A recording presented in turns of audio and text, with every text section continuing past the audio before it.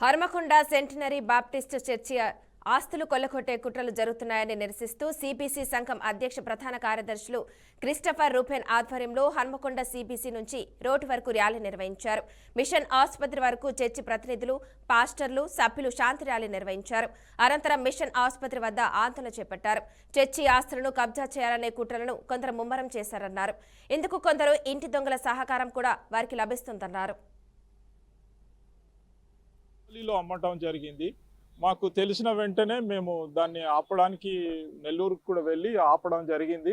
31 పోయిన నెల 31న మేము ఆంధ్రప్రదేశ్ హైకోర్టు అమరావతిలో స్టే ఆర్డర్ తీసుకొని రావడం జరిగింది. ఆయనకు 5 ఎకరాల స్థలాన్ని పిఏబిసి ఇక్కడ సేల్ అగ్రిమెంట్ చేయడం జరిగింది. దాన్ని మేము ఆపడం జరిగింది.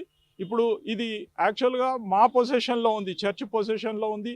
ఇందులో హాస్పిటల్ నడుస్తుంది, డాక్టర్స్ ఉన్నారు, నర్సెస్ ఉన్నారు, స్టాఫ్ అంతా ఉన్నారు.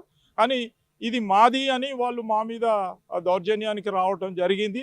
దాన్ని దృష్టిలో పెట్టుకొని ఇది ఎవరిది ప్రాపర్టీ కాదు, ఇది క్రైస్తవుల ప్రాపర్టీ, ఇది ప్రజల కోసం ఉపయోగపడే ప్రాపర్టీ.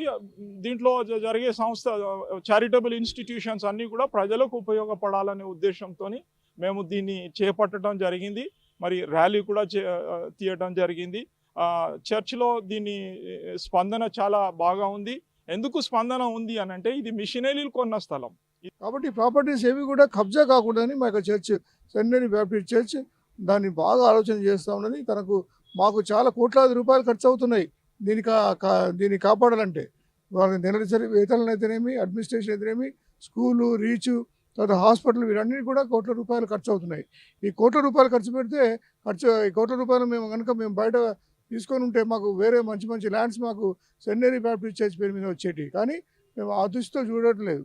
ఇక్కడ ఈ మిషనరీస్ ఏవైతే ఇక్కడ సంపాదించి పెట్టినారో ఆ సంపాదించిన ఆస్తులను మేము కాపాడుకోవాలి. కాబట్టి కోట్లాది రూపాయలు ఇక్కడ మేము వీటిపైన ఖర్చు చేస్తా ఉన్నాం. మద్రాస్ హైకోర్టులో ఏదైతే మనకు కోర్టు డిసిషన్ వచ్చిందో 19/12/2024లో అది చాలా గొప్ప డిసిషన్. అది చాలామంది పెద్దలు దానికి కృషి చేసినారు. 30 సంవత్సరాల సుదీర్ఘ పోరాటం తర్వాత కోర్టు కేసు వచ్చింది. 25/7/2000 తర్వాత ఎవరు కొన్నా, పిఏబిసి అమ్మినా, ఏబిఎఫ్ఎంఎస్ అమ్మినా, ఎస్టీబీసీ అమ్మినా, ఎవరు అమ్మినా కూడా అది లెక్కకు రాదని చెప్పేసి మంచి హైకోర్టు తీర్పు ఇవ్వడం జరిగింది. కాబట్టి ప్రాపర్టీస్ ఏవి కూడా